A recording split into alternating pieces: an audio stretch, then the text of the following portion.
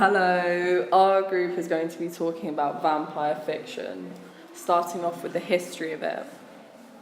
Literary vampire first appeared in the 18th century with the publication of Polidori's The Vampire in 1819. Polidori was making a point that the main character, Byron, sometimes acted like a blood-sucking monster, but dressed up in smart clothes, had a title, and was set loose in high society, which we believe exemplifies Polidori's attention to evil within the higher classes. Following this, Dracula has been the definitive description of a vampire in popular fiction for the last century now. It portrays vampirism as a disease, with undertones of sex, blood, and death, which would have definitely struck a chord in a British Victorian society.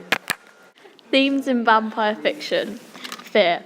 There are two main types of fear in vampire fiction. One is thriller. The reader experiences this as they have to piece together the story due to the fragmented narrative. For example, when the reader finds out that Lucy's mother has taken the garlic off her daughter's throat, they feel fear in the form of thrill, as they are made to make guesses as to what has happened to Lucy. The second form of fear in vampire fiction is horror. The reader feels horror when they have to read gory scenes, such as when Mina is made to drink Dracula's blood. Women and sexuality.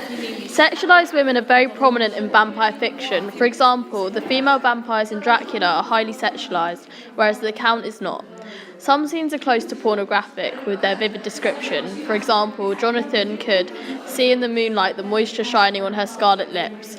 Gothic texts were usually read by women, so perhaps these sexualised females were there to draw in men too. Carmilla, written by Joseph Lefranc, in another example of sexualised women in vampire fiction.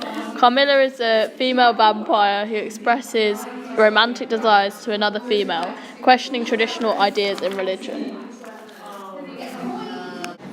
Due to the era in which the majority of vampire fictions were written, religion plays a huge role in the stories. For instance, Dracula was written in 1897, where people in England were strong Protestants.